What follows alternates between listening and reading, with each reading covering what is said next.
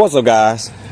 Chaz and Charlie, and today I want to discuss what if you're trying to quit weed, but someone or someone's in your house are continuing to smoke weed. And I would like to start off, by saying this. I want to say that I would like to say that, it's just as easy as you trying to quit if you are by yourself. But I really can't say that. I will say that if you are trying to quit and you have someone in your home that or in your immediate vicinity that continues to smoke or is out on the same journey as you, it can be harder. Just like with anything, if you're struggling with alcohol and you want to quit that, or you're on drugs and you want to quit that, I mean, it is going to be a harder journey, possibly not in all cases, but it can be harder if you are still being subjected to the same environment. Because usually if you're trying to quit weed, you're also on some type of personal journey. You're trying to better yourself.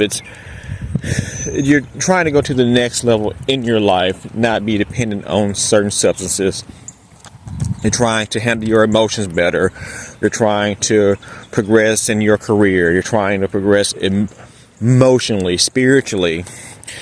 And it is a bigger picture probably if you're trying to quit weed. And unfortunately, you're around somebody who, doesn't share that same sentiment. They're most likely not on the same journey as you. Because the big thing, if you are trying to quit, most people will tell you in any type of,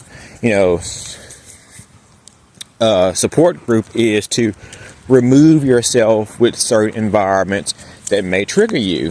Because if you are trying to quit and you come in the house and somebody's smoking, or you smell it, or you see it, and you're mad that day or stressed out that day, it's easy to succumb to it.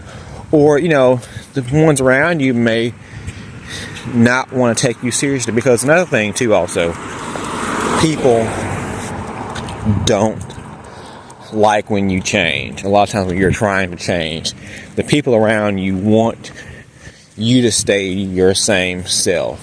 And for two reasons. It can either be that they just want you to be the same person, so because they're used to you being a certain way. And it also may be a personal reason, because they feel like if you change, maybe I'll have to change. So I don't want you to change, because that'll make me focus on things in life that I have to change. So, let's not change. In school, you always feel better if you fail a test. You feel better if somebody else fails with you. Nobody likes to be the lone person in the party. And it really goes both ways. Nobody, it's easier if you have somebody that's gonna quit weed with you, and it's easier to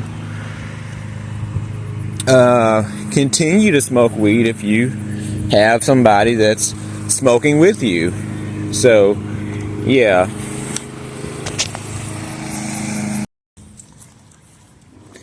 So how do we change that? How do we continue on our journey around somebody who is still smoking weed? So in an ideal situation, I would say I would try to remove myself from the situation. It is going, like I said, I would love to say it's the same if you're by yourself or you're with somebody. But, like I said, it can be harder. You could be dealing with your own personal struggles. And somebody could be also trying to sabotage you because they don't want you to quit. So if you are dealing with somebody who doesn't respect your boundaries, who will try to sabotage you, it may be best to try to remove yourself from the situation. You may can't immediately do that, or do it at all. If you're with your spouse, for instance, I'm not going to condone anybody to get a divorce because somebody smokes weed. I think we can work past that. But let's say you stay with your friends, or stay with a sibling, or stay with somebody that you by law you're not connected with. I would try to find somewhere else to stay. Now, if you are younger and you're with your parents, I may argue, depending on how old you are, you still may want to find you somewhere else to stay, but you may not be financially capable of getting your own place. I understand that, but ideally, if we had the opportunity, if we have the funds, it's best to try to remove yourself from that situation. But I also would tell you, on a journey, I don't believe, like I said, you don't always have that option, nor do I think you should allow that to affect your sobriety. Because ultimately, to truly conquer something is saying that I can be around it, it can be around me, and I'm not tempted to do it. Now, that may be different if you're, around it every day, all day still, and is your spouse or, your parents or your siblings that do it, and you're just, it's in your face more and more. That may be harder than just say around a friend every now and then that still smokes. But ultimately, we want to be in a position to where we can be around weed, smell weed, see weed, and not be tempted to partake ourselves. Now, let's say we are in a position that we can't, get out. Let's say if it's with a spouse. I think in a marriage, whether you guys have different views on certain topics, certain situations, certain categories, you should respect each other's boundaries. You should respect if one another is going on his or her journey. Maybe this is more marriage advice than weed advice, but you shouldn't let their decisions affect what you're doing. If you have somebody that, still smokes weed, hopefully they have some respect to where, they may go outside or they don't smoke directly in front of your face. Or if they choose to do that, then, maybe you'll take a walk. If they're going to continue to smoke in a house or smoke in your area, you'll say, well, I'm going to take a walk when you do that. I'm going to go write in my journal when you do that. I'm going to go do something else that occupies my time so I'm not around you when you partake in this thing that I'm trying to get away from. So that can be a thing. And let's say, and I think the spouse would be the most trying situation. I mean, if it's your mom or your father, if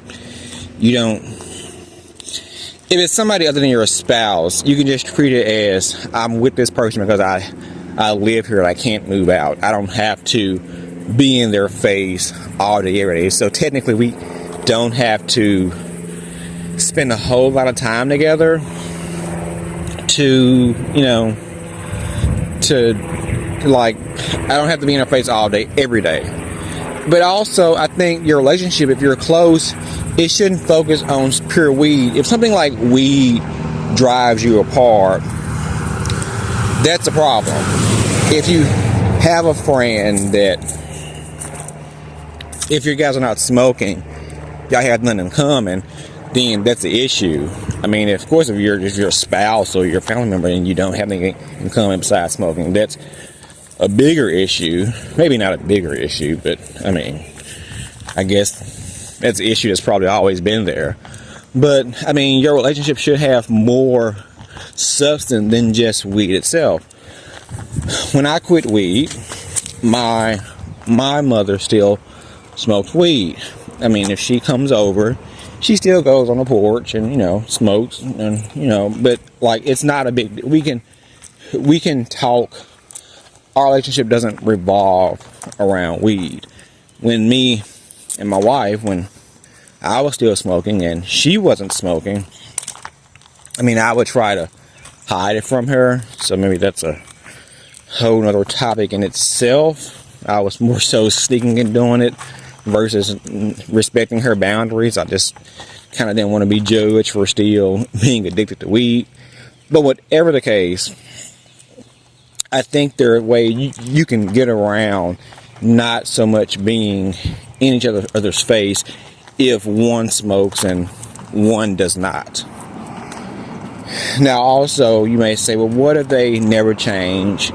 What if, this is just a lifelong journey of me, me quitting, and, they won't quit? First of all, it's just weed. Like I said, if it's your spouse and you want to smoke and they don't smoke,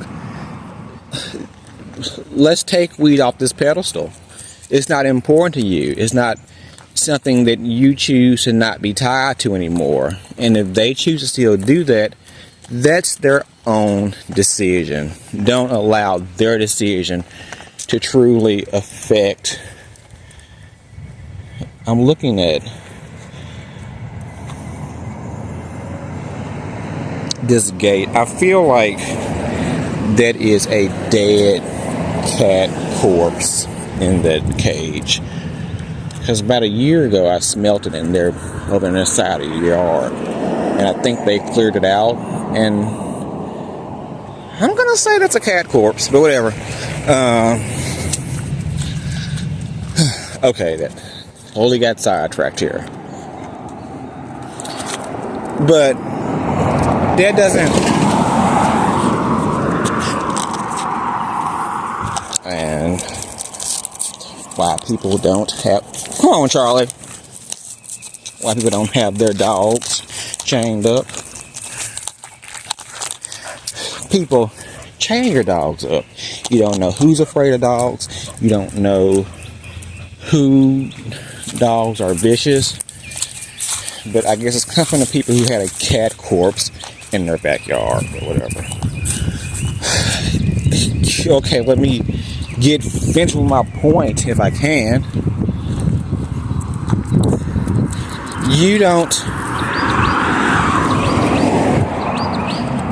guys can be on separate journeys and that'd be okay. And also, you may never know if your journey will affect them in a positive. You can't, let's say you may want your spouse or you want the one you're staying with to stop weed themselves. You can't change people. You can't make people do something they don't want to do. But the best way you can inspire change in somebody is to change yourself. So maybe you going on that journey and they seeing you as an example will help them take the needed steps in their life that they can go on their own personal journey. Now, that doesn't always work. People are grown and some people are very stubborn. But I think if it is somebody like your spouse and you guys do have a healthy relationship, I think a lot of times, action does follow suit after, based on the actions of the other party. So, guys, if you are on this journey, you're trying to quit, you're in a house with somebody that won't quit, if it's your spouse, just tell them, don't smoke around me. Or if you smoke in the house, I'm going to take a walk. I'm going to paint a picture. I'm going to go in a garden. I'm going to yada, yada, yada. If you're with your friend and there really are no boundaries because it's your friend, then you might want to move out. If you're with your mom, with your dad, and unfortunately we're in a generation where some of our parents are weed heads and we're not, then you might want to move out. If you can't move out, go somewhere else and just come back there to go to sleep. Whatever the case, guys, what do you think? Have you guys went through this yourself? Because me personally, fortunately, there's no one in my household that still smoke weed. I mean, my friend and my mother did, but I don't live with them, so that wasn't the biggest issue with me. But I could imagine that could be hard if you are in that position. But comment below, guys, if you have any input on this topic. Until next time, please like, subscribe, share. Most importantly, please comment below. And remember, we are all in this together. Peace.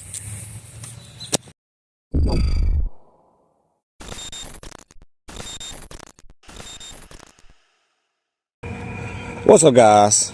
Chaz and Charlie. And today I want to discuss, are you tired of smoking weed? Okay, so if you probably have been smoking weed for a long period of time, you can sometimes, maybe not everybody, because some people will never quit. But those who have the urge to quit, maybe you feel like you're tired of smoking weed. Because a lot of times when we get addicted to weed, we also get addicted to the idea of buying the weed, rolling the weed, lighting the weed up. It's interesting, they said all this dopamine discussion, we think that dopamine is released when we actually smoke. And they said, really, dopamine is released when we actually, with any drug, when you actually go and buy the package versus smoking it. So it's released when you actually buy it. So we're more addicted to the idea of getting it than actually what it does. And I think with weed, a lot of times we have smoked weed for a long period of time. We tend to get kind of immune to the highness. If you've been smoking for 10 years, you of course don't get as high as you got when you were smoking for a few months. You usually have to go higher in dose, higher in quantity to get the same desired effect. So when we do smoke weed for a long period of time, we kind of get, tired of the act. We're just smoking for the idea of smoking. Me, myself, personally, I noticed towards the end of my weed smoking journey, I wouldn't feel that much different after I smoked weed. Now, maybe because I wasn't going up in dosage. Maybe if I had, went up higher, then I guess that wouldn't be the case. But, why are we doing that? Why do? If you have to go up higher in dose, probably is a sign that you probably should cut back. But if we are continuing with the same strand, with the same dose, we kind of start to just smoke weed just to feel normal. We don't actually reap any benefits of smoking weed. It just become a part of our daily life, become a part of our coping mechanism just to get throughout the day. And you can get tired of needing weed every day, tired of needing the same old thing to get the same exact results. And I think that's a big thing with life. With life, the older you get, a lot of times we feel like it's hard for us to break habits, to try new things, to change ourselves. As humans, we should always be trying to evolve to the next level, go to the next step, grow, learn new things, do new things. Each year continuing to be a better version of our previous self. When we smoke weed for a long time, we can tend to stay in the same level, or take longer to get to the next level. And we don't like to embrace change. I myself am a creature of habit. I like doing the same things every day throughout. It takes a hard time sometimes me embracing new things and adding new things into my everyday life. So I think that when you're trying to cut weed out of your life, you're used to the idea of getting high. You're used to rolling the weed, smoking the weed. It becomes so much ingrained in your regular day of life too, when you're not so much not wanting to quit because you don't like the feeling of being sober. You just don't like the feeling of, trying something new as in dealing with life without weed, because it can be scary to think of the idea of handling your anxiety, handling your depression, handling life in general without weed. That's a lot of times a new feeling to us, and it's scary. And it shouldn't be new, because you can smoke weed for so long, you get you don't know what it feels like to be normal. So the idea of just, going out through a day without having your vice seems scary. But back to being tired, I myself just got tired of the day in, the day out, just smoking just to be smoking.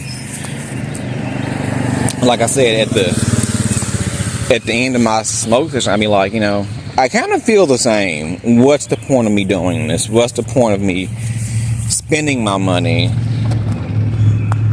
going to the weed man, buying my cigars, having to sneak outside to smoke weed, or having to spray to mask myself from going out in public to hide the idea that I'm high?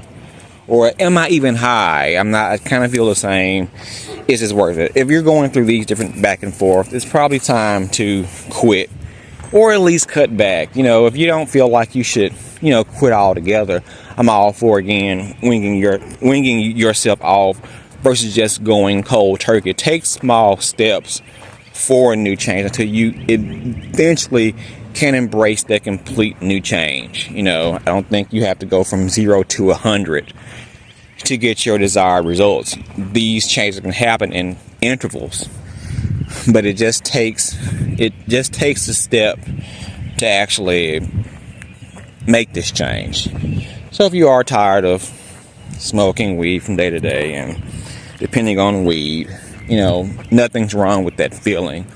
Just use that as a reason to try something new in life, embrace change, find out a new version of yourself. Maybe you can find out the old version of yourself, because a lot of times, especially when you have started smoking when you're like 16, 17, like I did, you don't know that young adult version of yourself outside of weed. And that's kind of insane that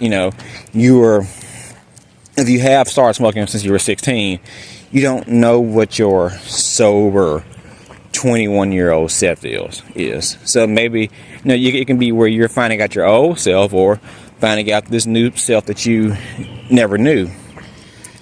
So with that being said, guys, I'm not going to hold you long today. If you're feeling the urge to quit, you're just tired of smoking, tired of it having control of your life, you're not getting the same benefits you got when you were smoking, 1-2 years ago, make that change. Till next time, guys, like, subscribe, share. Remember, we are all in this together. Peace.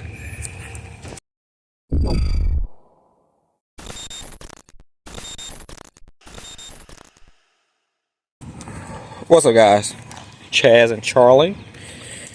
And today I'm discussing quitting weed doesn't make you great, or quitting weed doesn't put you on a pedestal. And I was thinking that, of course, with this channel, all I do is talk about quitting weed, because that's one of the things that I have completely conquered in my life, that I feel like I can help those in my same situation. But when, I talk about weed on this channel all the time, I think it probably gives off the impression that I think quitting weed is this great thing, or I think I'm special because I quit weed, or I think I'm a better person than others because I quit weed. And even just personally in my life, I'm not, just because I talk about quitting weed all, that doesn't mean you can't smoke weed and be around me. I'm not going to, if I see you smoking, I'm not gonna be like, oh, put that blunt down, brother. I'm not like that. I'm not going around with a quit weed shirt and passing out flyers telling people they should or should not use weed. And I think maybe it comes off like that because I talk about it all day on this channel. And that's why the beauty of YouTube, that with what you can watch and algorithms is it gives you an opportunity to talk about something, and it is given to those people that are searching this similar topic or interested in this certain thing. So I'm not just talking to people just randomly in life. Nobody in my personal life really knows I have this channel. I have friends, I have family that still smokes weed. They have no clue that I have a guided journal, that I make videos about this, because they're not going to quit, and I'm not going to be preaching to the choir or wasting my breath on people who, people are grown, they can do what they want to do. But I love YouTube because it does give me a voice to speak on these things, and people can choose to listen or they don't, and it helps those who is looking for help, hopefully. And I don't think I'm this great person because I've quit weed. I don't want people to be around me and feel like I'm just this prude that you can't smoke weed. Again, I'm not going to say somebody should never smoke weed. I'm not going to say it's wrong with smoking weed recreationally. I say that it's not good to be addicted to weed, or it's not good to be addicted to anything. Anything that you become addicted to or a slave to is bad for you. So I talk to those who have a addiction issue with weed, not just simply anyone who smokes weed. This is not a channel for anyone who smokes that they should hear this. No, if you can, manage your smoking and not smoke every day, I'm not talking to you. But if you do smoke every day, if you are comfortable with your addiction, which I was for many, many, many, many years, I'm not talking to you either. We're free to do whatever we choose to do in our life. But I do hope this helps people that are who was in my similar position when I was smoking weed every day, all day, and looking for inspiration to make a change in my life. And again, I don't think weed itself, quitting weed, makes you this great person. Because I think if you're quitting weed, for me personally, it wasn't just about quitting weed. It was about... Bye. I'll be right back. When I was on my journey of quitting weed, it wasn't simply just to quit weed. I'm on past the age of me being in my 30s. I'm going through different chapters in my life, trying to become a better person, trying to become wiser, trying to better myself. So quitting weed wasn't simply about, I don't want to smoke weed anymore. I don't want to be mentally tied or be a mental slave to anything. And I think by me quitting weed was something that was going to personally give me inspiration to know that, I could do things that were seemingly hard to me.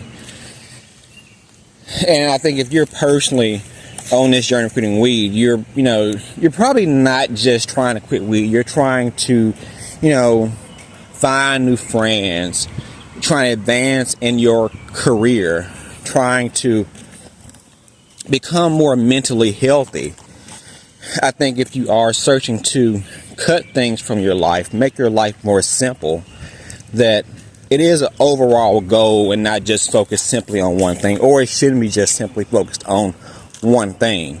So just quitting weed itself does not make you great, or is not the ace in the hole. But you shouldn't stop there. You should say, okay, now that I've quit weed, can I exercise more? Can I eat better? Can I read more books? Can I pursue that career that I've always wanted to? Can I be a better spouse? Can I be a better child? Can I be a better daughter or son or whatever, you should be on a constant cycle of trying to better yourself in different areas of your life. Once I accomplish one thing, I'll take a break for a brief second and try to accomplish something else that maybe I've always wanted to, or I feel like that's an issue. And I'm not flaunting me quitting weed in anybody's face or making that problem, bigger than the next. Some people comment, oh, you're talking about quitting weed, that's simple. Or, what about alcohol? Or, people who are alcoholic, people who are addicted to narcotics, that's real addiction. I'm not putting one addiction over the other. I will agree that weed is one of the lower addictions because, you're not physically dependent upon weed. It is much easier to quit than, let's say, alcohol or narcotics. But, just because it's, not hard for you, or you're on something on a higher level, doesn't mean that it's a, personal goal for somebody else. So I'm not like, oh, I quit weed, so, you can quit alcohol. Like, why are we comparing guns on who can quit what on what substance? We all should be trying to better ourselves no matter where we are in life, what we do, what personally interests us. So, so really quitting weed really just gave me the confidence that I can accomplish other things in my life. Maybe I'm scared to do that, I fear or feel like I'm not up to par. Because honestly, guys, I'd never, if you'd asked me, 6 years ago, would I quit weed, before the age of 35, I might laugh at you. I always said, I was gonna, quit weed once I became old in age. Or the idea of quitting weed, still being younger, I'm like, that's a boring, miserable, stressful life. And now that I'm free of that, I'm so much free to accomplish other things, put my mind towards other things, not be a slave to weed. So, again, if you quit weed, don't put yourself on a pedestal, which I don't think people do who quit weed. I think, let's say, if you are quitting weed, you're trying to, become a better person. It's bigger than just weed. So, okay, guys, if you have quit weed, if you're on that journey, what do you feel? Do you feel like you're this special being because you accomplished this goal? Or, is it not a big deal? Or has it been just an avenue for you to do other things in your life? So, until next time, guys, please like, subscribe, share. Most importantly, comment below. And remember, we are all in this together. Peace.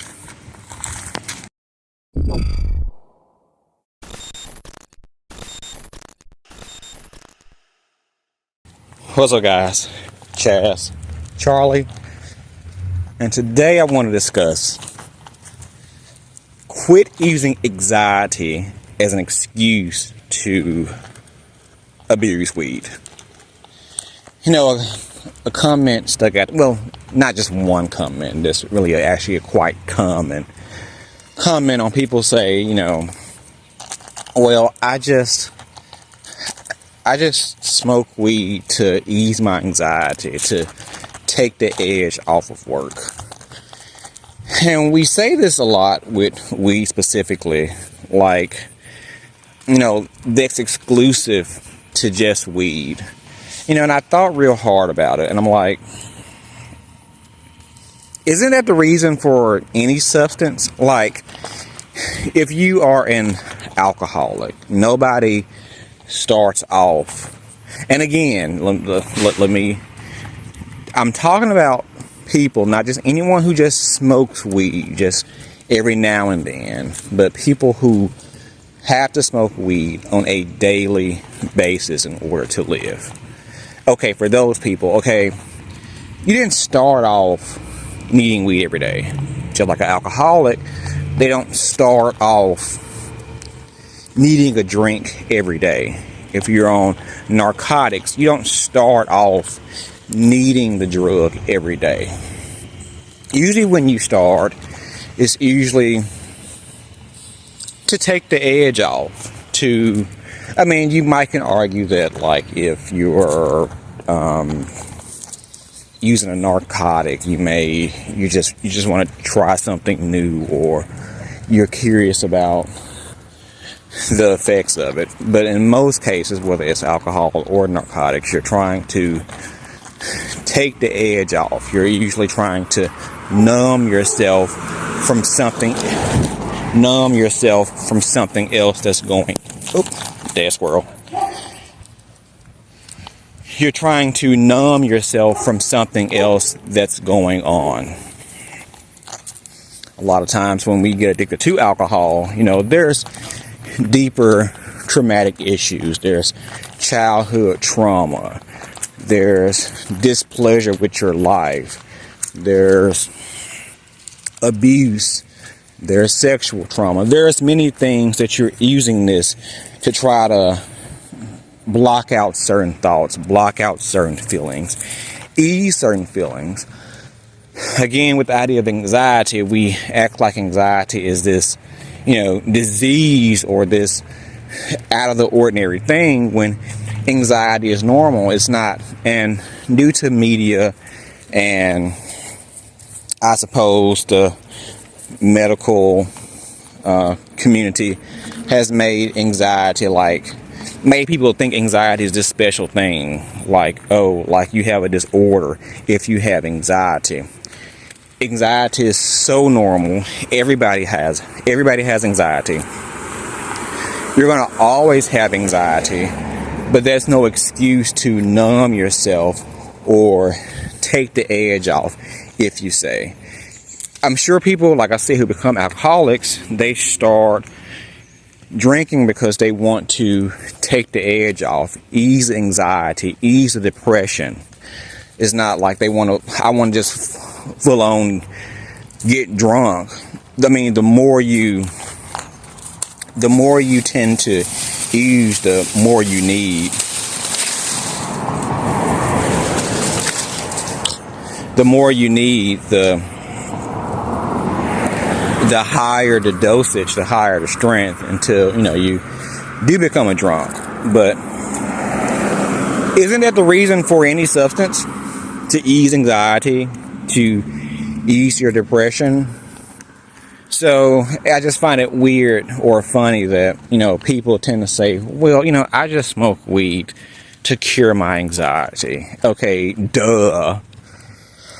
I mean, you can say that you like the feeling that weed gives you. I mean, I would say when I was smoking weed, I think when you start to smoke weed every day, is not because of anxiety. You smoke weed because you like the feeling of getting high. A lot of times we don't like to just admit we like the feeling of being high. We want to say, well, I have a condition, or it helps me with this. No, you just like being high. Even with people like, that have eating disorders or who are like 600 pounds, rarely do they admit that, they just like food. They just like food. They like how it tastes. They'll say, oh, I'm an emotional eater, or I use food to ease the pain. No, you just like to eat a lot of food. You think food good. You like how it tastes. Why can't we just say that? Why must we use a medical or mental condition to almost take responsibility or make it seem like you're not just indulging in your desired choice of substance or whatever? But a lot of times we just like getting high. But it makes us feel better, or makes us feel less like an addict if we say, I use it for my anxiety, I use it for my depression. Like, if you are feeling bad about an issue, let's say you lost your job and you let's not even go that extreme. Let's just say you had a bad day at work, or you had a busy day at work. You dealt with a lot of crazy customers. You'll say, well, I need to smoke to take the anxiety off. I think that's like, maybe a common excuse people may use when, let's just say you're used to smoking weed and you like being high. Now, I'm sure some people do admit to that. They just like being high. But again, with the medical system, and it just made everybody just throw up this excuse and ignore like their responsibility, while we just blame it on a mental or a physical issue that we really either don't have or is just like something normal. So,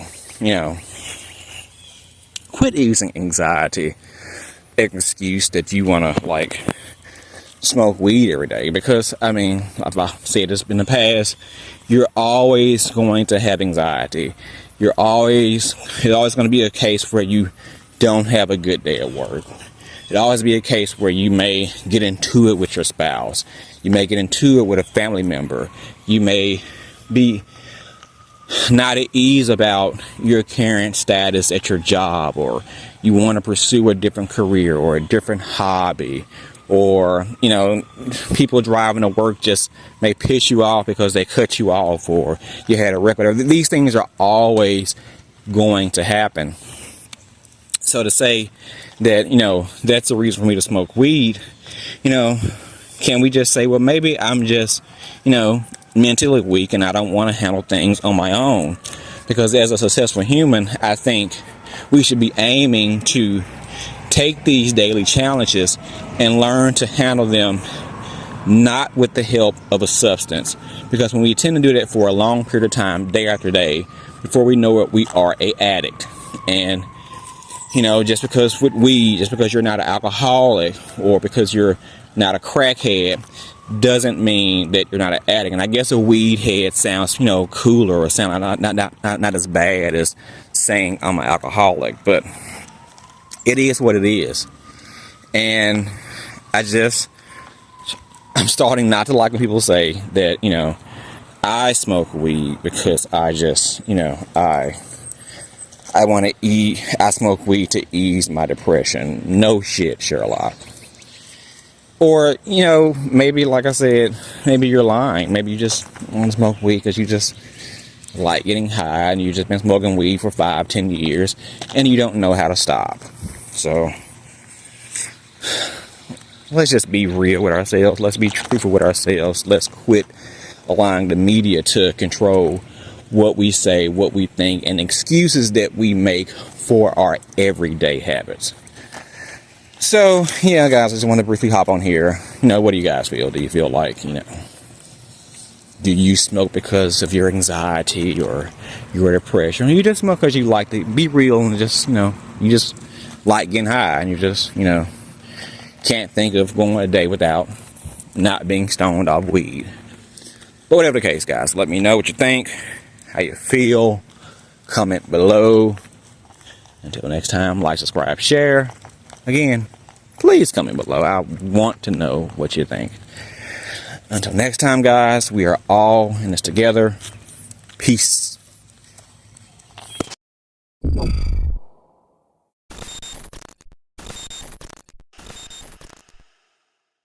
What's up, guys? Chaz and Charlie, and today I'm discussing, if you love weed, you're probably addicted to it. So, when you talk to a pothead or a weed head and you say, is weed addictive? Are you addicted? They'll say, no, weed is not addictive. I'm not addicted. I just love weed. And I think that it's the dumbest excuse. The dumbest excuse that you can use if you smoke weed all day, every day. Somebody who's on hard drugs could very well say, well, heroin is not addicted. I just love it. Alcohol is not addictive. I just love it. I think the person who is addicted loves it. That's kind of the point. And I find it odd that it's only with cannabis that people tend to put weed on this pedestal. It's one of, they say it's the gateway drug, which I don't truly agree with it. I believe if you're going to do hard drugs, you're going to do them. You probably have a hard life. It's not about just you smoke a joint and I'm going to smoke crack. I think there's more to it. But I do think weed is perhaps one of the most interesting, I wouldn't say dangerous, but interesting drugs, because it's the only one that people tend to put on the pedestal and deny its addictive quality. Its addictive qualities. We'll say, I just love it. And I'm like, okay, that means you're addicted or you're dependent on it. They'll say, well, it's not addictive, it's just dependent. Or some people say, well, it's not physically dependent, it's just addictive. Whichever makes you feel better. You say, well, I'm just dependent on weed, or I'm just addicted. Whatever the case, you need it every day, all day. And when you don't have it, you are addicted to be around. So why do people tend to put weed on this pedestal?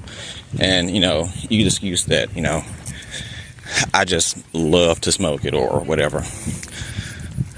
And it's a culture where you have the weed leaf t-shirts, or the I love weed hats, or the 420s, or all this camaraderie around weed. And it's not like that with alcohol. People who are alcoholics, pretty much know they're alcoholics, but they don't walk around with a I love alcohol shirt. They don't wear it as a badge of honor. They know they do it in private or in public, and they don't try to use the excuse that,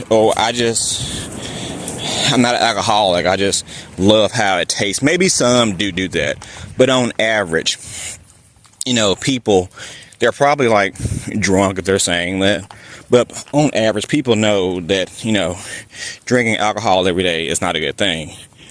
But this weed culture promotes everyday use as a good thing. And true enough, the side effects with weed are not as great as, with things with alcohol and hard drugs. But to deny that it doesn't have any type of negative side effects if you use it for a long period of time is false. We have things like CHS, or had things where it affects with your brain, especially if you're young. I made a short about, youngsters today, they're so big on anxiety, and I have anxiety, and I'm depressed, and yada, yada, yada. And young people's minds are growing and learning how to deal with different stresses, different things. And then they interrupt that and introduce weed into their system, and now they, don't know how to deal with life in a sober mind. And for you're 5-10 years addicted to smoking weed. And you can say, well, they're not addicted, they just love weed or whatever. And I just think there's a big danger with putting weed on this pedestal of this like happy drug, this thing that helps people, that heals people, and it doesn't have any actual side effects. True enough, it's better than a lot of pharmacia, but it's still a medicine. And if you use weed for a long period of time, like any medication, to deny there aren't any side effects, like I said, there may not be as many as pharmaceuticals, but there are. And weed can be an avenue to help you get over something. Let's say you are having issues with anxiety, with depression, or with sleep, and you're using weed to actually help get you out of the slump. Okay, now that you're out of the slump, you should learn how to deal with this on your own. Weed just giving you that boost, to help you not fall back in the same predicament. It's almost like we should use it like a stimulus check. If you use your stimulus check properly, let's say you were in a funk, you were in a physical bind, you were behind on bills, and you got that $2,400, that $5,000 to help you get out of your slump. Now, once you're out of that, you practice ways or learn how to budget, get a better job, learn how to handle your money so you don't fall back into that same position. We should use weed the same way. We can use it to get ourselves out of a slump, help us with sleep, help us with, our appetite or whatever you use it for. But the ultimate goal should be for us to find ways to cure this solution or cure the root cause. There's always a root cause to anything that you're going through. And the issue with weed is it can distract you from actually trying to or finding the root cause of whatever you're actually going through. So rather than, when people say, are you addicted, or you ask yourself, am I addicted? You're like, well, no, I just love weed. I just like how it makes me feel. No shit, Sherlock. I mean, that's kind of the point. But the excuse of you just love something is not the reason on why you're doing it. If you are using it and you love it because it blocks your mind from thinking about an issue that you're having, it gives you this high sensation that's numbing you from life or stresses of life of what you're actually going through. And that's also why they push weed towards us. I will say weed is more dangerous, can be more dangerous than hard drugs, because, like I said, if you're doing hard drugs, that's bad. That's bad. You can't actually do these things for years and years and years and not either self-destruct or die. But with weed, you can smoke weed for 20 years. Be like, I don't really have an issue. But in the days, times where we have all these distractions from, like I said, different wars, different agendas, different things they're pushing down our throats. If we're constantly high, we don't know how to dissect. We don't know how to truly look at these things from a clear perspective and not just be this jolly jovial, oh, I'm high, I'm happy, everything. It's not a big deal. So in a sense, it's more dangerous because it does distract you from what's going around you and what's going on in your personal life. I've always said anxiety is not a good thing. It's not a bad thing. Anxiety is natural. We all have anxiety. In many cases, anxiety is our bodies telling us something is wrong, you should correct something. And rather than us just, numbing ourselves, getting high, we should pay attention to what's going on while we are feeling the way that we're feeling, because it might be time for us to change something about our lives, about what's going on. Maybe something is around you, you need to be more mindful of, be more aware of. And you say, well, I don't really want to be consumed with that.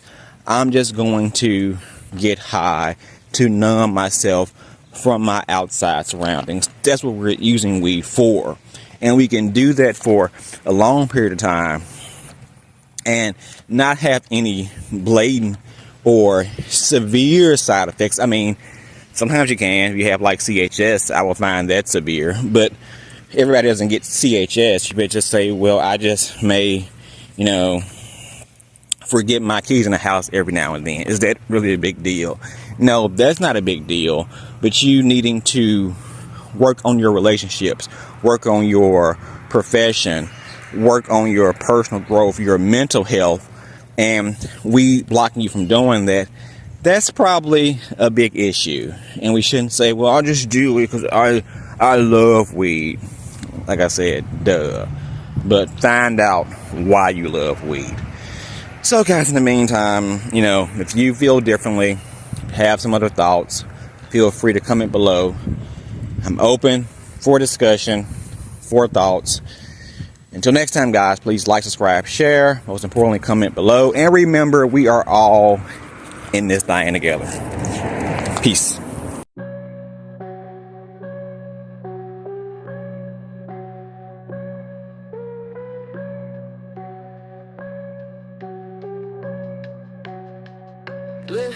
Lit the last J, flick the ash away.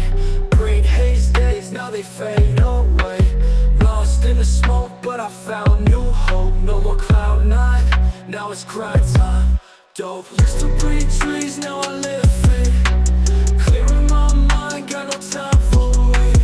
Focused on my hustle, mind in the muscle. Breaking all the chains, feel the brain, there's no struggle. Woke up fresh, lungs feeling blessed. No more stress, clearer thoughts expressed. Dollars I save, life's an upgraded wave. Green out the door, now I crave much more. Lit the last J, flick the ash away. Green haze days, now they fade away.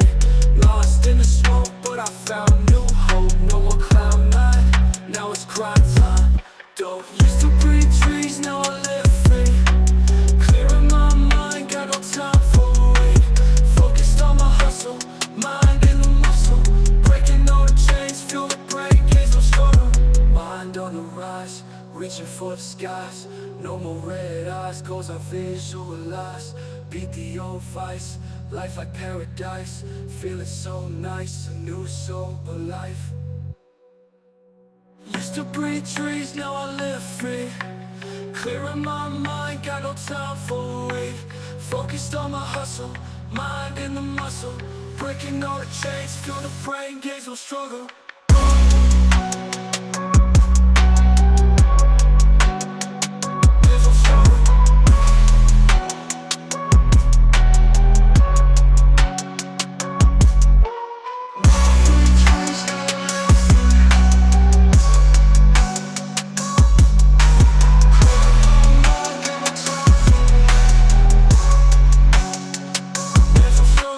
Mind on the rise, reaching for the skies. No more red eyes, goals I visualize. Beat the old vice, life like paradise. Feeling so nice, a new sober life.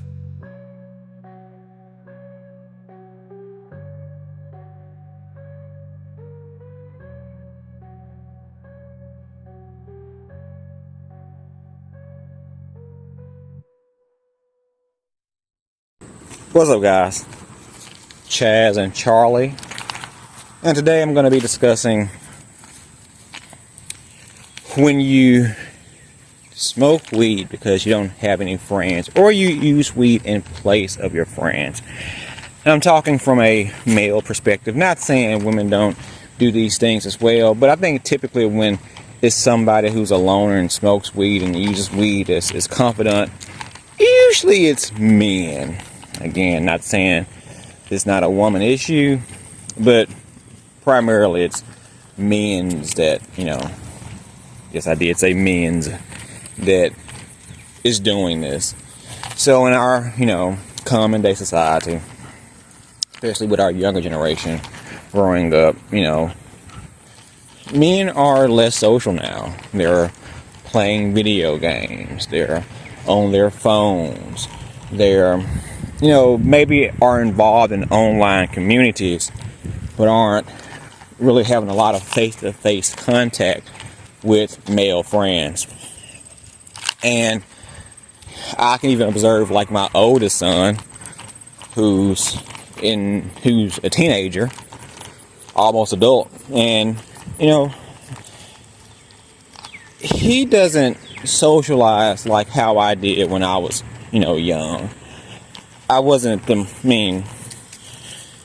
kind of an introvert now, but I did have friends. I did hang out. I did have a best friend. But it's common now for, young men not to have friends, not to have best friends, not to actually hang out, but just kind of get their social fix from like online communities, whether they play video games, whether they're on Twitch, whatever kind of social media, but they don't hang out. They're not social. So I think we see a rise in things like porn, and things like video games, and things like weed more so than alcohol. Back in the day, you may see more rise in alcohol, but that's good that the kids aren't alcoholics now. They tend to not drink as much as we did, but they're replacing alcohol and cigarettes with weed and vapes.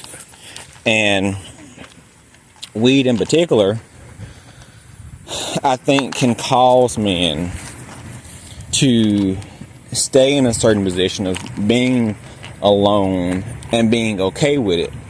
Okay, because when we continuously smoke weed all day, every day, we tend to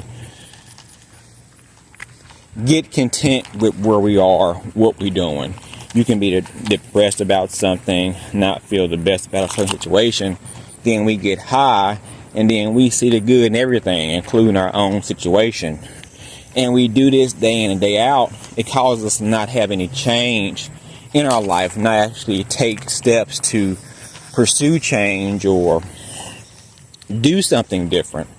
So when we are men and we already don't have a lot of friends, because a lot of times now, and I've made videos about, people smoking weed because their close friends are smoking weed, or their friend groups smoke, or they don't want to seem like an outsider by being the lame, because who quits weed when everybody is doing it.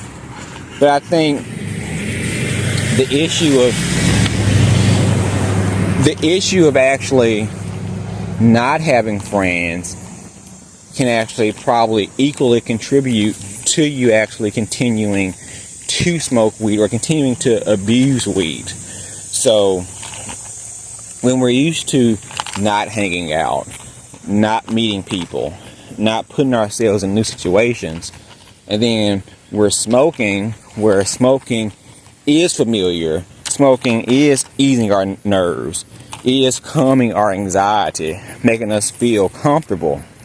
We're replacing weed with friends and even girlfriends. It's probably why that's not the reason why it's nicknamed Mary Jane, but I think because it does have a female nickname, it was because it does appeal to guys. Like I said, women are more naturally just inclined to have friends, to talk, to be social. That's just, even introvert girls still have, at least one or two close female friends that they talk to. Women have to talk. Usually they have to talk. And men, we don't. We get used to being alone. We don't have to, or we think we don't have to socialize because we don't need as much as women. And when we're smoking weed and pacifying that, we're actually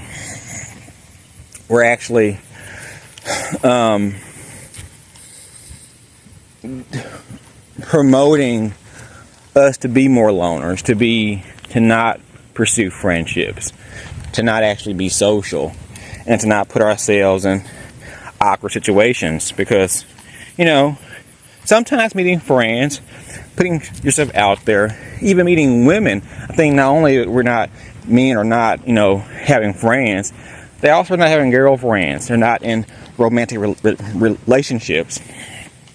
And I think in the rise of mental health and anxiety, they don't want to put themselves in awkward situations. I don't think meeting male friends should be awkward. I guess it can be. I think it is a more natural thing. But, when a generation is used to not meeting people, not putting themselves out there, and especially going through COVID, where it's another layer of people not socializing added to this generation. When you have this mentality, it is extremely awkward to meet friends, whether male or female.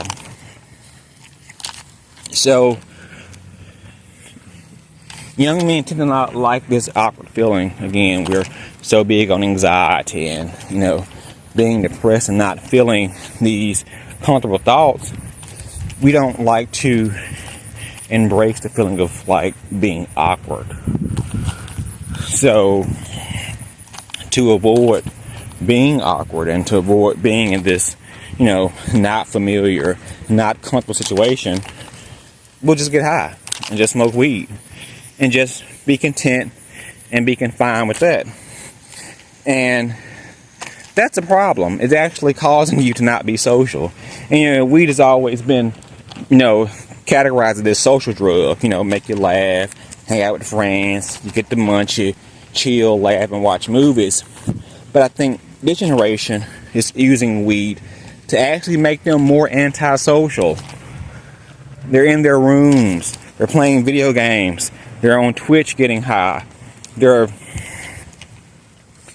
Getting high is helping them be more comfortable with being by themselves, whether promoting them to actually go out and hang out with your friends. So I do think we see a different use of weed and how it's affecting the youth versus how it did my generation and the one before me.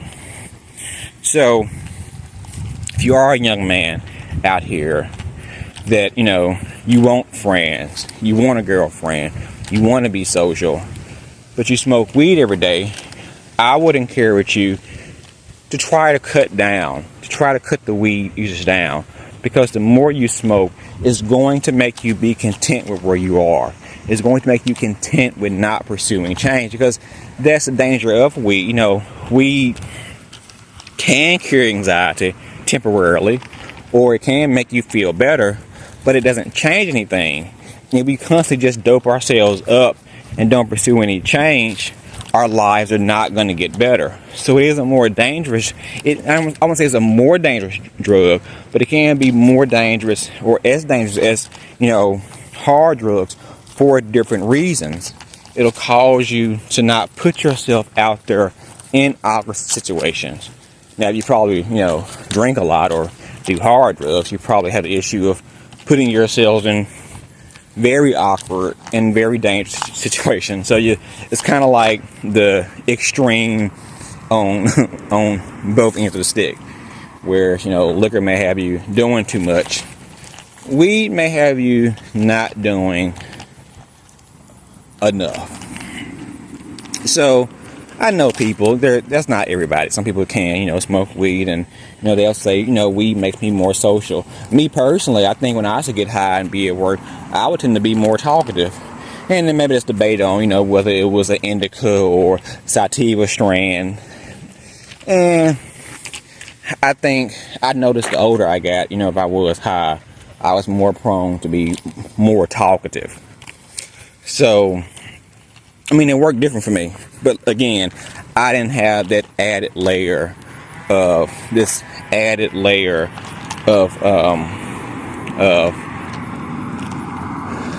not being social, not having close friend groups, not putting myself out there like the young men of the day do. So, if you're young, you're out here, you want friends, and you smoke a lot of weed, try cutting back on the weed and put yourself in situations where you can meet friends, meet girlfriends.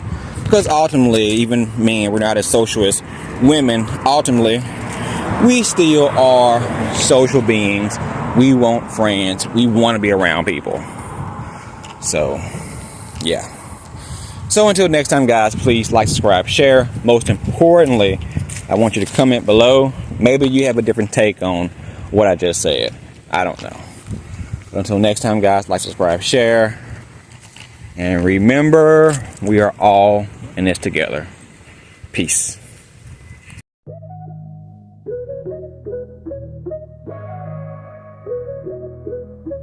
Waking up in haze, eyes glued like molasses. Cloud high, falling, time to get through classes. No more buffing green, cut ties like actors. Back to real life, hell of a chapter. Quit the haze, get my mind straight. No more greasy, clear fate. Grinding hard, gotta chase dreams. Break the chains, hear the cage screams. In a cloud of smoke, my vision been lazy. Feels like forever, time to act crazy. Strength in me rising, no more lazy daisy. Focus on my path, swift like Miss Daisy. Quit the haze, get my mind straight. No more greasy, clear fate. Grinding hard, gotta chase dreams. Break the chains, hear the cage screams. Puffin' was an anchor, pulled me below. Now I'm getting high off beats in the glow. Clarity and night stars got a better show. Left that behind, felt the growth, Quit the haze, get my mind straight. No more greasy, clear fate. Grinding hard, gotta chase dreams. Break the chains, hear the cage screams.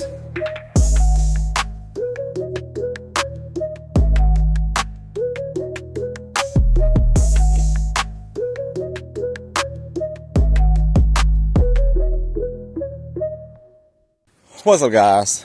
Chaz and Charlie. And today I want to discuss, should I replace weed with CBD? And I think I probably have went over this before in one of my other walks, but it was brought back up to me when I watched the latest Huberman podcast where he had Dr. I'm not going to quote his name because I forgot. But anyway, if you look at Huberman's latest podcast, he had a discussion with a doctor about weed and is weed addictive and so on and so on. And he discussed CBD. And he made an interesting point about it that I think stuck out to me. First of all, when I was trying to quit weed, I did have the thought, maybe I can, replace weed with CBD. Of course, CBD being basically weed without the psychotropic effects, without getting you high, but still having properties of calming you down, easing your nerves, supposedly. Now, for me in particular, when I chose to use CBD, and I didn't use the oil, I did get some CBD flower. Maybe it wasn't the best quality, maybe it wasn't as advanced when I purchased it. Me personally, made my head hurt. I didn't get high. It smelled good. It looked like weed, but it gave me a headache. So I'm like, this is not for me.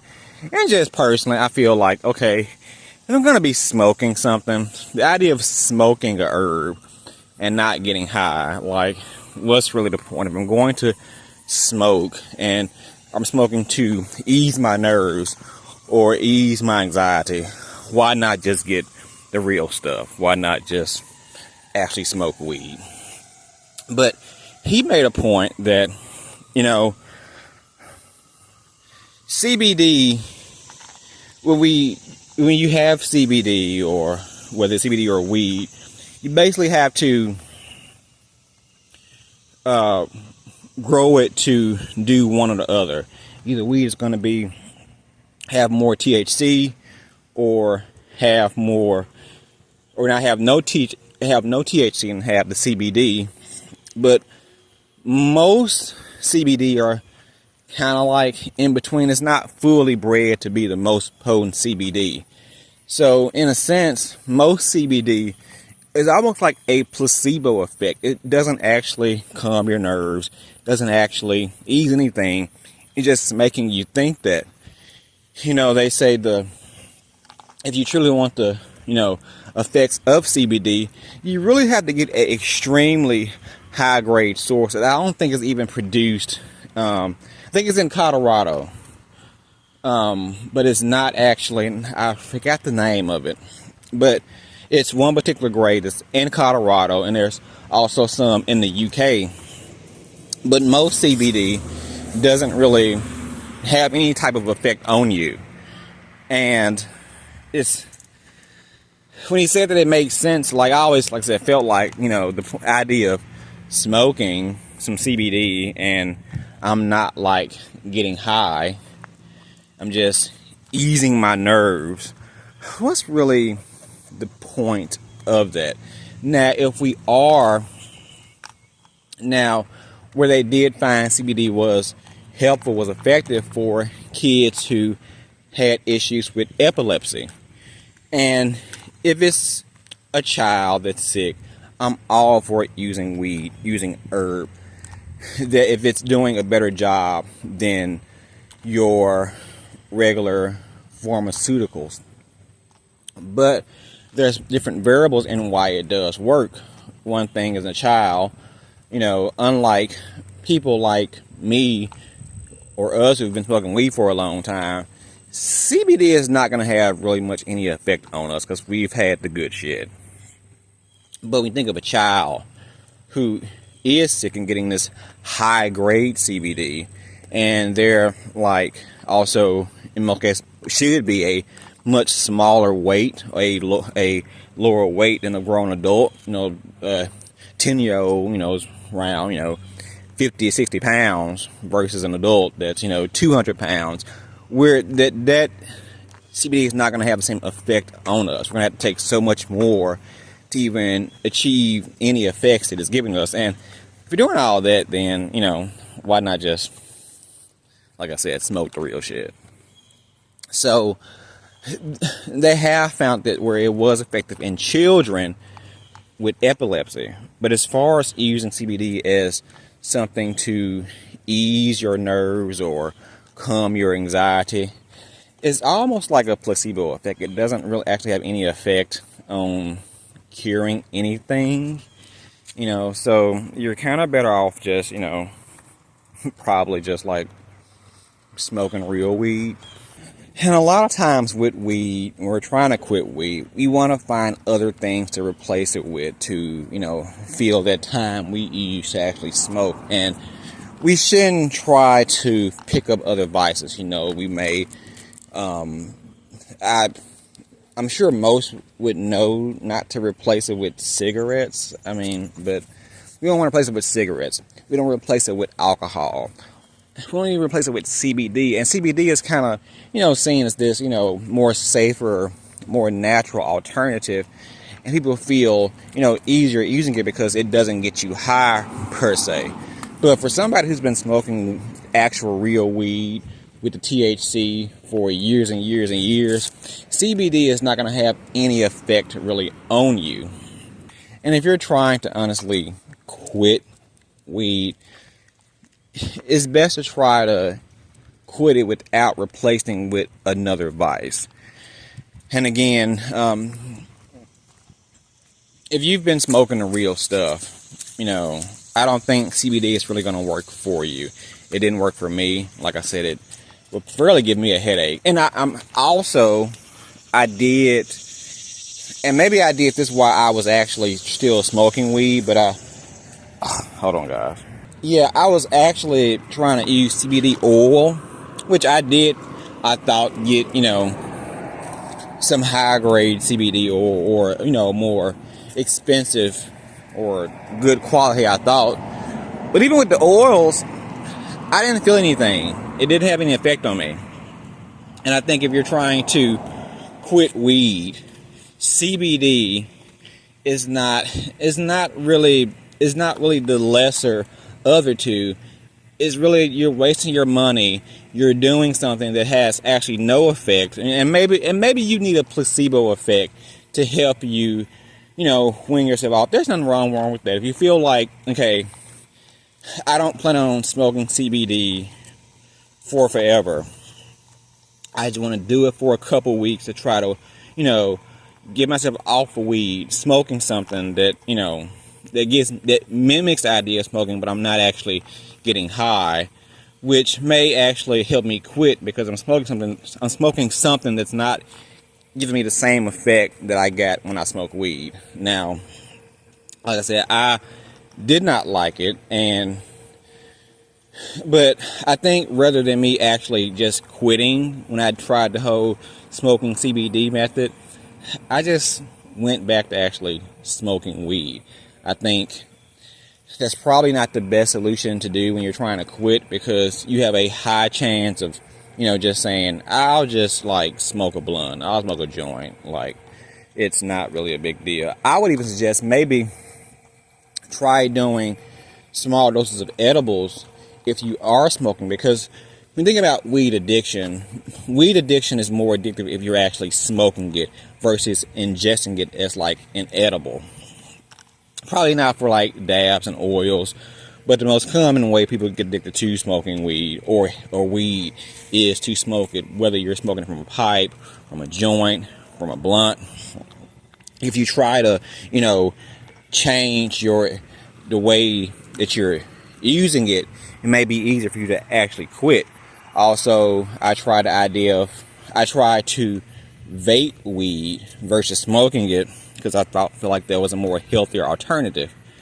I didn't like that because I feel like it wasn't no hit to the back of my throat. So I, still doing that, quickly went back to actually smoking weed. So my fear of people trying to find other vices or lesser vices to replace weed with, you're either going to pick up another vice, which is not good, or you're just going to go back to weed because weed is better, and you're still trying to live life with some type of vice. So anyway, guys, this was a short talk, just throwing something out there. I encourage you to, if you do watch Huberman, go to his channel, his last video. I want to say it was Dr. Mike Hill. Don't quote me. I feel like his name was Mike Hill. Look at that episode on weed, on what he said about CBD, and maybe it'll help you on your journey. So until next time, guys, like, subscribe, share. Most importantly, comment below. Remember, we are all in this together. Peace.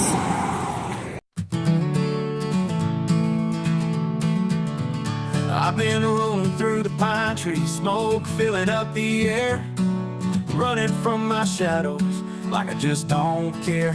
But I woke up one morning, but my mind was in a fog.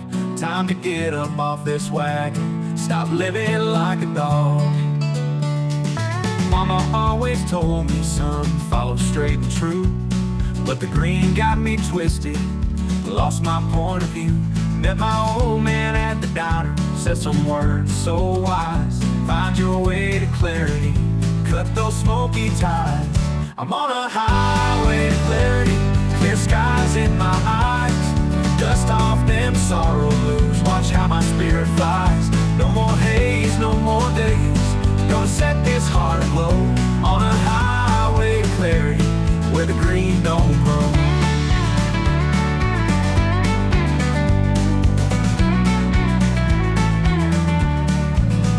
Saw the world in slow motion, time just slipped away, chasing dreams in the vapor, couldn't seize the day. Now the fog is lifting, I can't see the light. Heading for a better place, ready for the fight. I'll miss the easy nights and the carefree days, but I'm ready for the sunshine, ready for the rays. Got my guitar and my vision's clear, gonna strum out these dreams and let go of fear.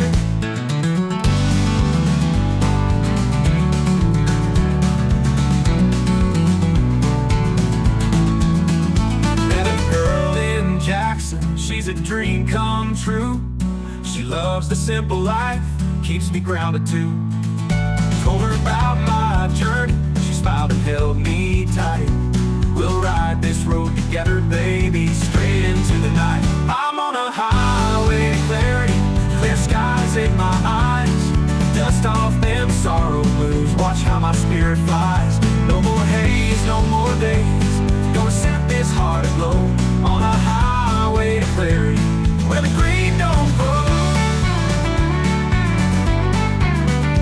On a highway to clarity, where the green don't grow. On a highway to clarity, where the green don't grow.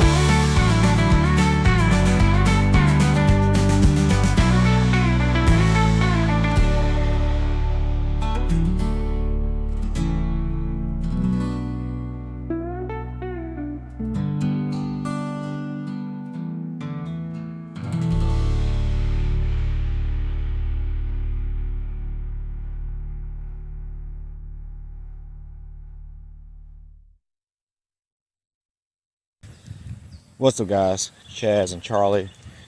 Today I want to discuss people using the excuse of weed has never killed anybody, so what's the big deal? You know, a lot of times when people try to justify weed addiction, they'll say, well, name the people weed has killed, or weed doesn't kill anybody, on things like alcohol, from drunk driving to narcotics. Which is true if we're talking about drugs who, per se, actually kill people. We would be on definitely the lower end of that scale. Typically, you won't die from smoking a whole lot of weed. Although I'm sure if we do some kind of study somewhere in some part of time, maybe has possibly died from weed overdose, but we know it's not as common. So I would never say that, weed will just, have you dropping dead around here. Weed doesn't kill. But is that the best excuse to use when we're talking about abusing weed or being addicted to weed. We'll say, well, like I said, it's not going to kill me, so it's really a big deal. But with many addictions, it doesn't per se kill you. A lot of times we like to justify things we do with and compare it to the worst case scenario. Like I said, we do know that alcoholism can kill you, whether it kills your liver or you die from drunk driving. We know that narcotics can actually kill you. You can't do most narcotics for a long period of time without it having some deadly effect on your body. But there are many addictions that we use that are dangerous or harmful to us. It doesn't necessarily kill us. When you look at gambling doesn't kill anybody. When you look at, let's say you are addicted to shopping doesn't kill anybody. If you're looking at corn, it doesn't kill anybody. Cigarettes may actually kill you, can give you lung cancer, but whatever the case, look at your phone. Your phone doesn't actually kill you. And we can go down a list of many other things that people are addicted to that, excuse me, that doesn't necessarily actually kill you.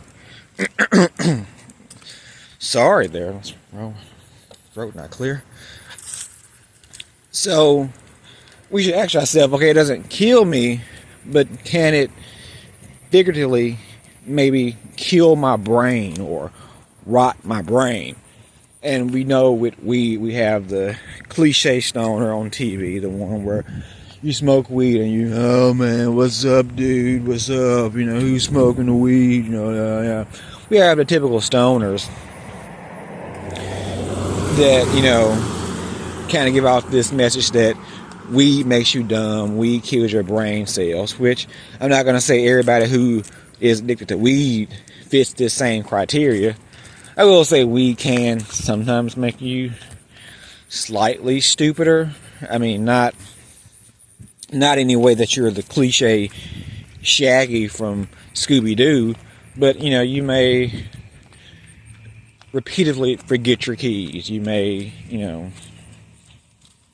be a little not cognitive of your surroundings or things around you if you tend to smoke weed all the time. So it doesn't make you like retarded, but I mean, it can make you unaware, definitely.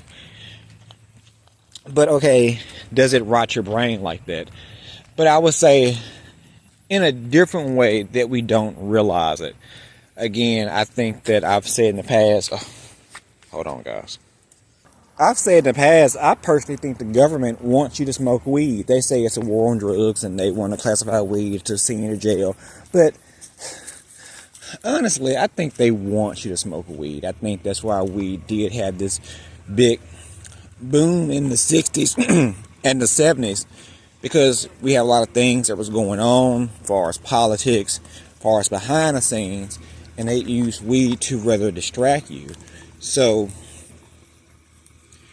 we can, if you do have all these things like we have now with inflation and all these mental health issues and family issues and a lot of problems in society, if they infiltrate the system with weed, you know, people tend to smoke weed and be like, you know, it's not a big deal, or my life isn't in shambles, or, you know, I mean, I'm having thoughts about or anxiety about things, but let me smoke weed to get over it, not actually fix the problem, not actually find a solution, not actually be aware of what I'm seeing, what's around me, so I can either not partake in that or make a change.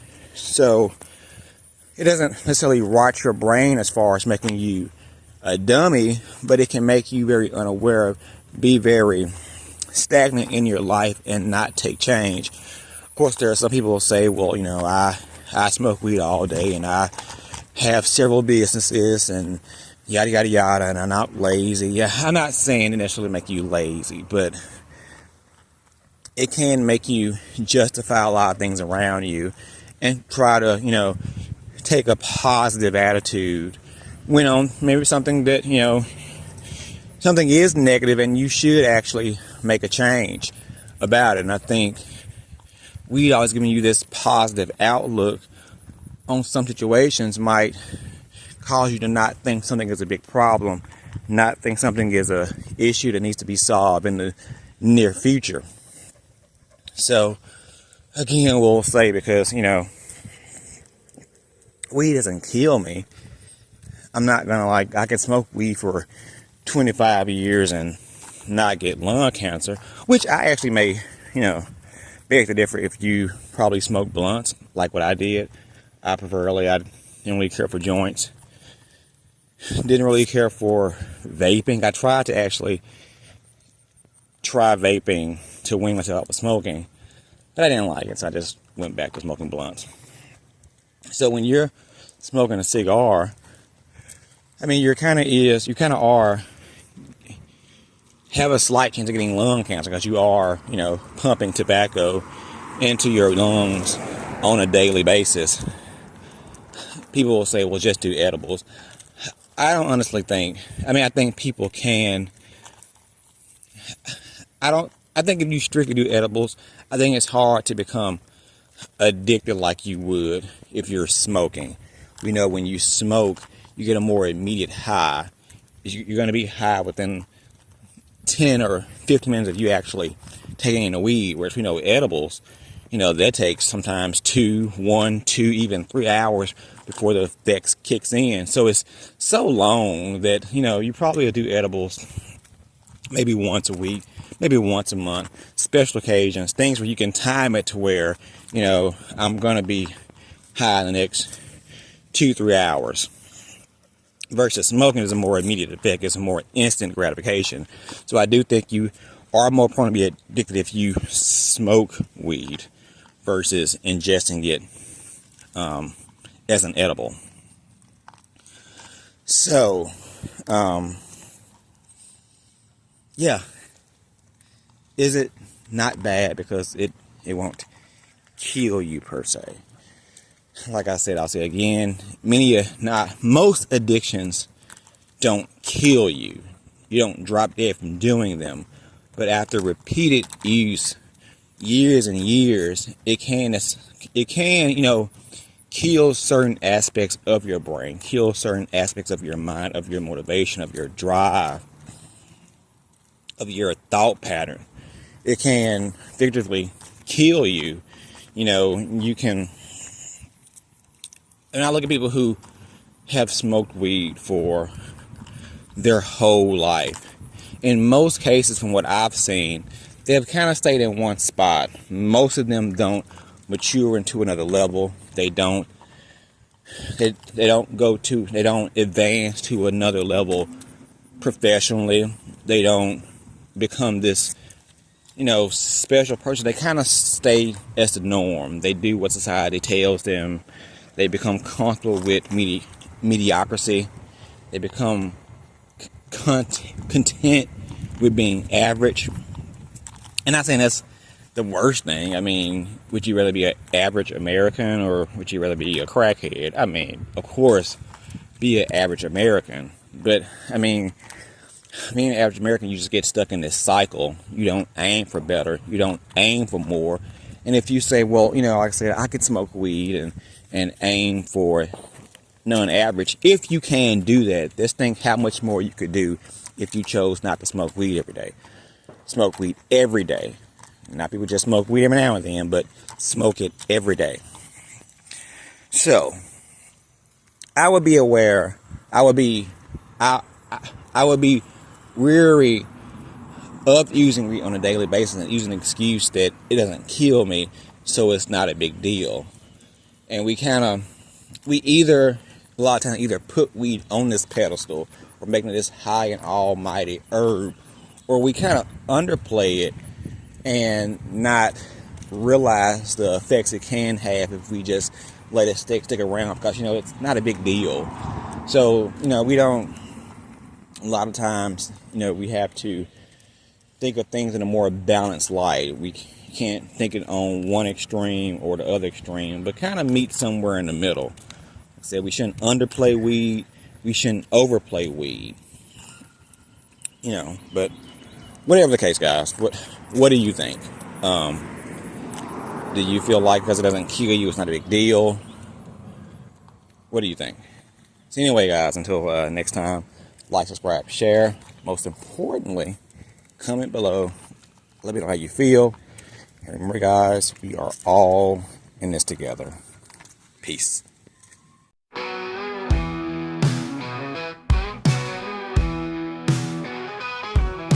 Tired of the fog in my head, static vision dull as lead, sunlight piercing ash gray clouds, rising up, breaking out loud.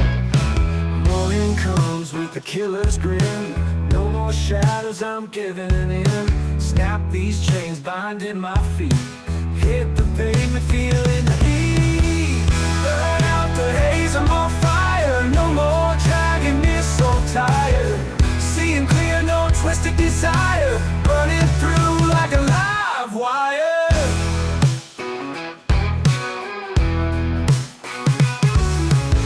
Thoughts screaming through dirty bars, echo sharp like 1,000 scars. Walking straight, don't care how far, eyes wide open, count stars.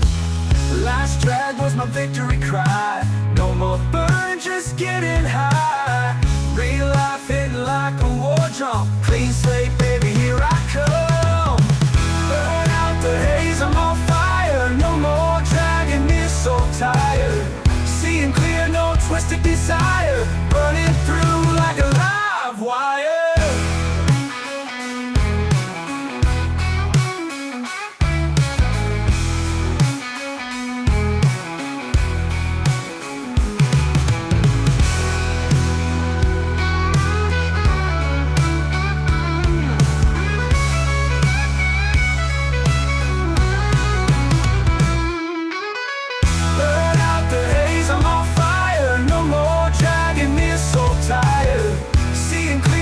Twisted desire, burning through like a live wire.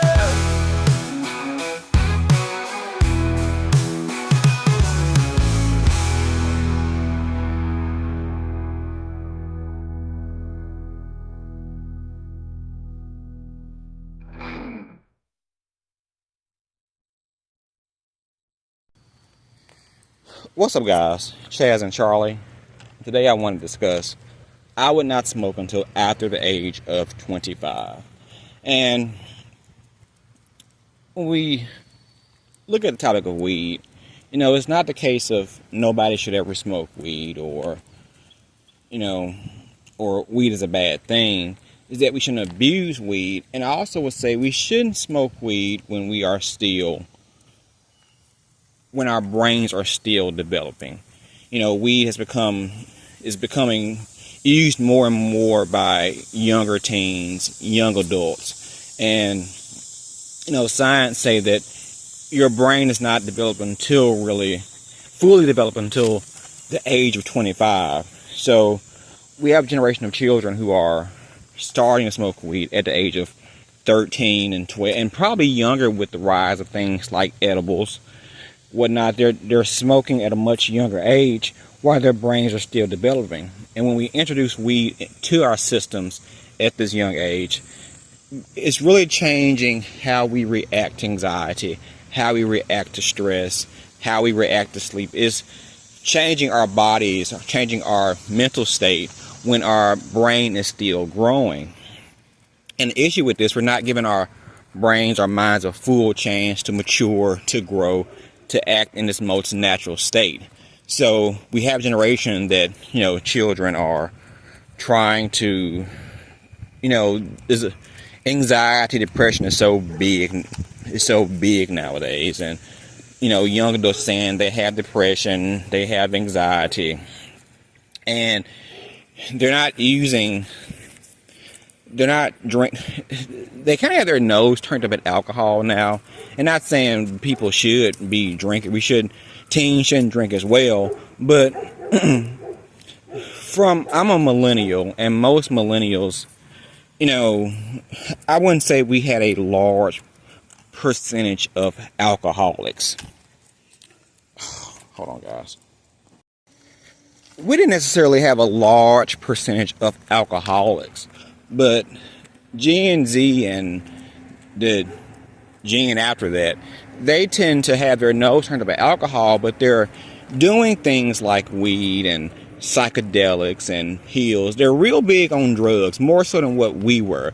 The most we would do was kind of like weed. I mean, you have some people that might pop X pills or things like that, but we didn't do things like mushrooms and psychedelics and all these mind-altering drugs. But this generation is, doing that more now and at a younger age, and they are more so getting addicted. You start smoking at the age of 16 like I did. By the time you hit 18, you're pretty much addicted. Or, and that's not the case for everybody, but a lot of times when we do start at an early age, we have a higher chance of being addicted. And when we're young and we're trying to learn how to handle stress and learn ourselves and learn how to handle anxiety, when we introduce weed into that, it's kind of messing up our system. We're not knowing how to handle it on our own, and we're getting this way, view of things because we're high, because we have the THC in our system. So when we get to age 25 or in our 20s, we're not even reacting to stress in our natural state. We're reacting to stress, or our body has learned to react to these things with the presence of weed in our system. Yeah, so we're learning how to handle stress and these different trials that you go through when you're a young adult, and we're dealing with them under the influence of weed, under the influence of other drugs, and we just don't get a clear view of how to handle things. And then when we are in our sober state, we feel like things like depression and anxiety are like these abnormalities because we don't know how to deal with them in our most natural state. I'm going back to this idea of Gen Z having their nose turned up at things like alcohol and cigarettes. Now, I'm not promoting these things as well, but when you look at people, I'll say 38 and younger, we did have more experience with drinking or with using cigarettes, but most people didn't get just addicted to these things. Now, we did drink occasionally in high school, but I mean, most people weren't an actual alcoholic. It was a oddity if somebody did become an alcoholic at a very young age. I'm saying it doesn't happen, but it's not the norm. But when you look at, you will say, well, weed is so much better than alcohol. But with that being said, you got more people that's using weed at a younger age, and they tend to get more addicted because it's not as bad as alcohol. It doesn't have the same stigmas as alcohol. So in turn, you have more people that are addicted to a drug per se. Although, like I said, alcohol is not in all means good or better than weed. But when you have more people that's using weed at a higher rate, that's using it on an everyday basis, you can say it could possibly cause more harm. And we won't truly know the effects until, 20, 30 years from now, when Gen Z has grown up and they're adults and they're the ones who are politicians or handling our finances, or they're the ones who over society. So we won't really, it's almost like an experiment to where we have not seen a generation of weed heads growing up. You can say, well, maybe it's the 70s babies because 70s people did grow up in the free love movement, but most of them, it was still a sectioned off portion of society compared to now, where it's more of a common thing. Whether you're a hippie or whether you're a CEO, everybody's smoking weed. When you look at things like cigarettes, people turn their nose up at cigarettes now. That's, people don't really smoke cigarettes now, but they vape. They vape a lot. Now, where you would, most people didn't start smoking until they got out of high school. Not saying there weren't people who smoke cigarettes in high school, but you typically didn't become a true cigarette smoker until after high school, and you had to go outside to smoke. Now we got vaping, that kids are now vaping at a young age, at 13 and 14, and they're vaping everywhere. Whereas you had to actually go on your break and smoke a cigarette.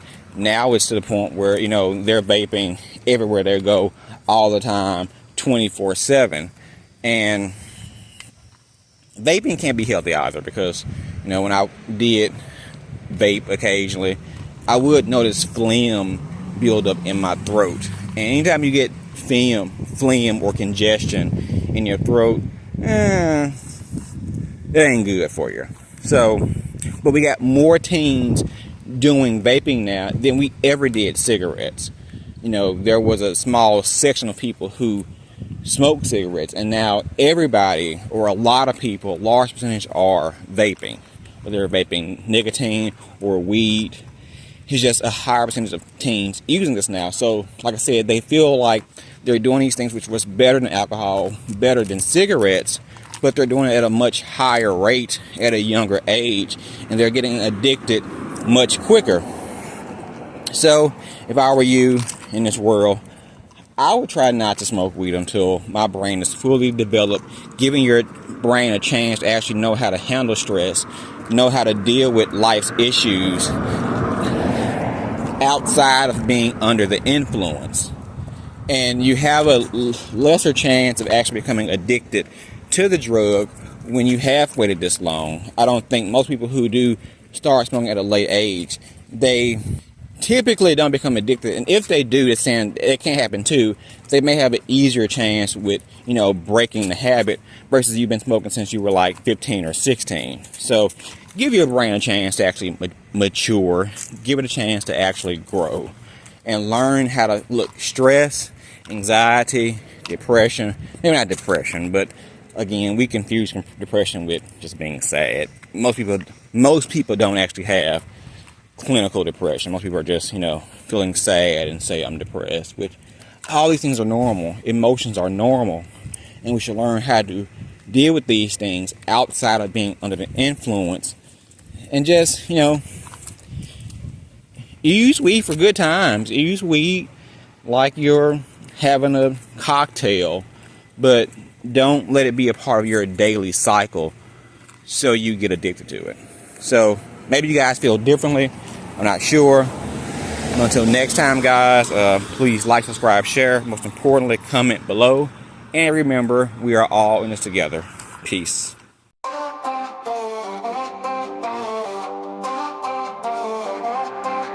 Cows in the field, moon's hanging high. Down that gravel road, I wave goodbye. Too many nights hazy, lost in a dream. This country heart is ready for a different scene. Throwing out the stats, those days are done. From Tennessee nights to the Nashville sun. No more clouds hanging over like a heavy shroud. I'm breaking free, standing tall, make my mama proud. Done chasing smoke, no more high. Seeing life clear through an honest eye. Freedom in the air, no way to choke. This heart's burning brighter now that I'm done chasing smoke.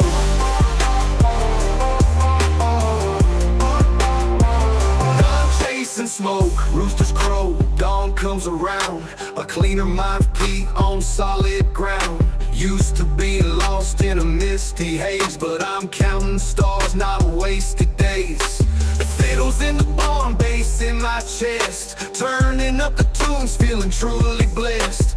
808 stomping, mixing beats with twang. Life's a different rhythm since I entered that slang. Done chasing smoke, no more high. Seeing life clear through an honest eye. Freedom in the air, no way to choke. This heart's burning brighter now that I'm done chasing smoke.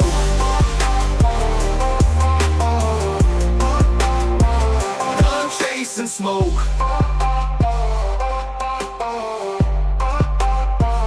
Done chasing smoke. Roosters crow, dawn comes around. A cleaner mind, feet on solid ground. Used to be lost in a misty haze, but I'm counting stars, not wasted days. Skittles in the bomb, bass in my chest, turning up the tunes, feeling truly blessed. 808s thumping, mixing beats with twang. Life's a different rhythm since I ended that slang. Done chasing smoke, no more high. Seeing life clear through an honest eye. Freedom in the air, no way to choke. This heart's burning brighter now that I'm done chasing smoke. Done chasing smoke, no more high. Seeing life clear through an honest eye. Freedom in the air, no way to choke. This heart's burning brighter now that I'm done chasing smoke.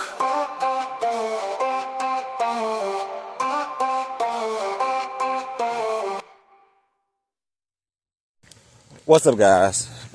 Chaz and Charlie, and today I want to discuss if you're quitting weed and you fear that you won't have any creative juices flowing. I can't speak for all weed heads or ex-weed heads, but I think the majority of people who are addicted to weed are possibly creative people. We like to use the excuse when we are smoking that, weed makes us stink. Weed makes us bounce new ideas around in our head, which it does sometimes. I think the problem with weed and ideas and these creative uses, it gives you a lot of ideas, but it almost gives you too many ideas. It makes you think too much to where you can't actually have any concentrated focus on one particular thought or idea. Not saying you can't, smoke weed and make something creative or make something great or make something good. That's not my point. But when we tend to smoke weed all the time, every day, we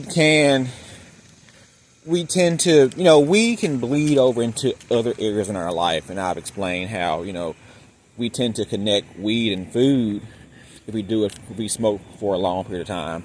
But we also tend to blend weed and creativity.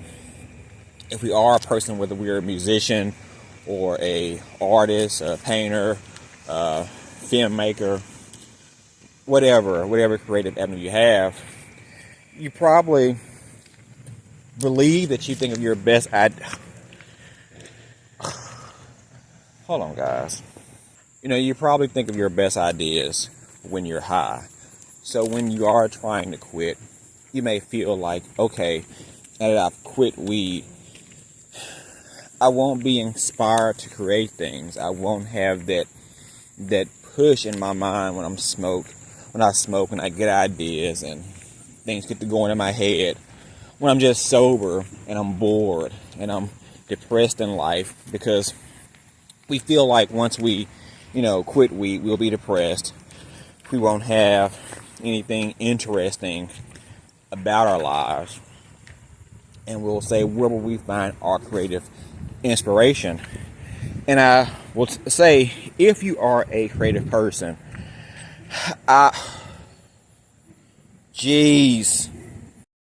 okay, maybe I shouldn't be a dog owner, because when Charlie does that burns me up. Okay, I know they say that dogs poop when they walk, is something about them being anxious or their nerves or whatever the case. That's so nerve-wracking. And I want to do something to Charlie when he does it. But anyway, guys, before I was so rudely interrupted by shit, we tend to feel like once we quit weed, we're not going to have any creative juices. And I was saying that if you're a creative person, you are a creative person. I don't think weed should be a dictator of whether you can get good ideas, whether you're high or not. If you are a person that's proficient in whatever medium you're in, whether it's art, music, or whatever, you should be able to create good stuff no matter what state that you're in. Now, again, as I said, weed will prompt you to think a lot or have ideas. Because I used to say, my wife would ask me, what's so good about weed, why you can't quit? I'd be like, it makes me think. it makes me think about different things.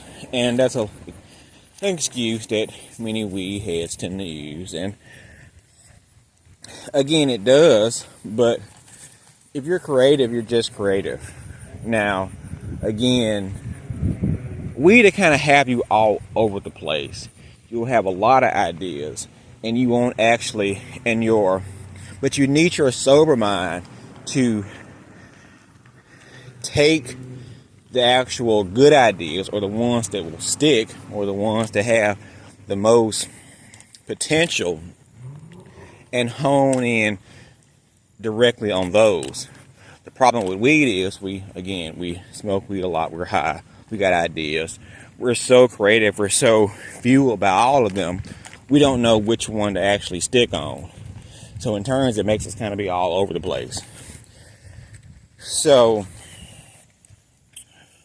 we fear, and if you are, I would even suggest if you're not a creative person, or maybe you want to, but you've been afraid to do so, I would recommend, once you quit weed, to replace weed with something creative. Maybe you've always wanted to paint. Maybe you've always wanted to sing. Maybe you always want to do something, I don't know, make films.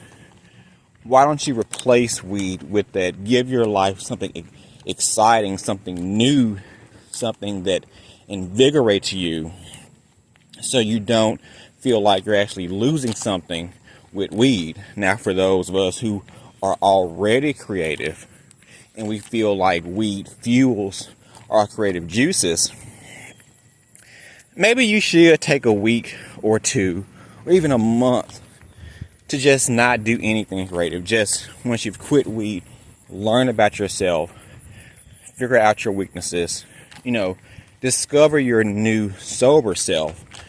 It might be hard the first week or two to think of ideas, or to try to, take your mind off of not smoking, trying to do something creative. Or maybe you're a person that, you just throw yourself into it. We're all different in that aspect. But I do think that sometimes we feel like if we don't have weed in our life, and we've been used to getting high and creating art, we're not going to have that same passion once we quit. And maybe if you quit and you don't have passion for that art, maybe that art wasn't for you. Maybe you actually didn't like it. Once you quit weed, and maybe things that you do or feel like you like because weed is in your life, if weed is absent from your life and there's no interest to you, maybe that wasn't for you. Same thing with like friends. You have friends that you fear that if I don't smoke, then that's going to end our relationship. If weed is the only thing that's tying you to this friendship, then maybe y'all weren't meant to be friends. Same thing with something creative. If you aren't inspired once you quit, maybe it wasn't something you really had true interest in. But I think if you are a creative individual, that if you are in a slump and you're feeling that way, you'll get over it, and you'll probably end up making your best work once you have a clear mind. Once I quit weed, I love film.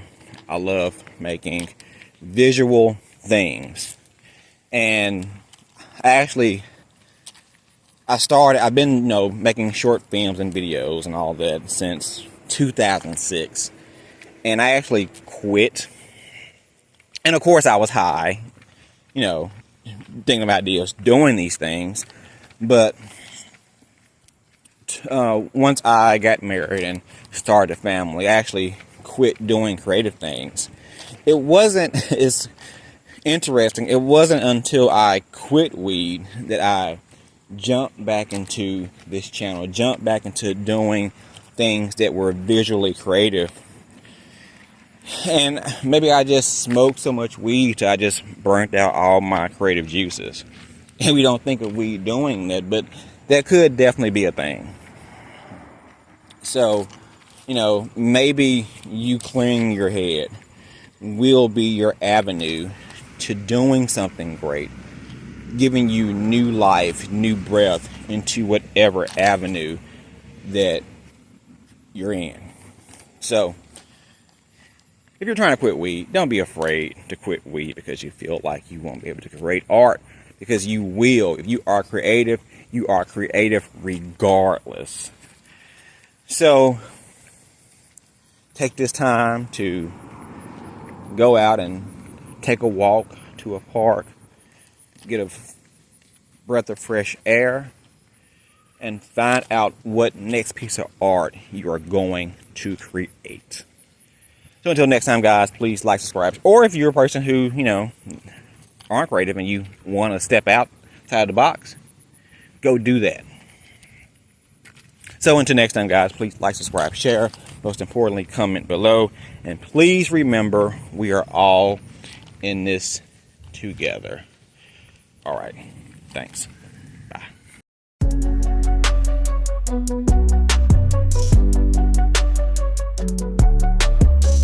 Life is hard, life is tough, but I'm sick of weed, and I have had enough. Life is closing in, but I'm pushing out.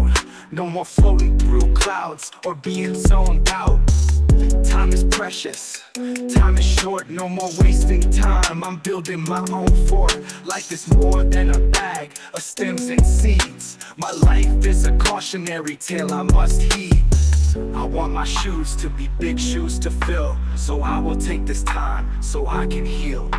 I'm writing my own story, so I can bask in my glory.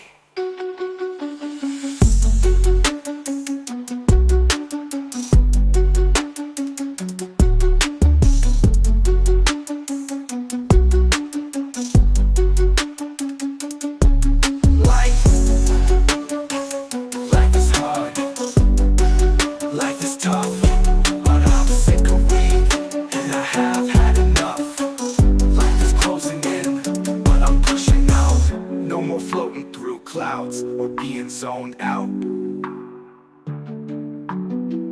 Time is precious, time is short, no more wasting time. I'm building my own fort. Life is more than a bag of stems and seeds. My life is a cautionary tale I must heed. I want my shoes to be big shoes to fill, so I will take this time so I can heal. Life, I'm writing my own story, so I can bask in my glory. Light, so I can bask in my glory. Life is hard, life is tough, but I'm sick of weed, and I have had enough. Life is closing in, but I'm pushing out. No more floating through clouds or being zoned out. Time is precious, time is short, no more wasting time. I'm building my own fort. Life is more than a bag of stems and seeds. My life is a cautionary tale I must heed.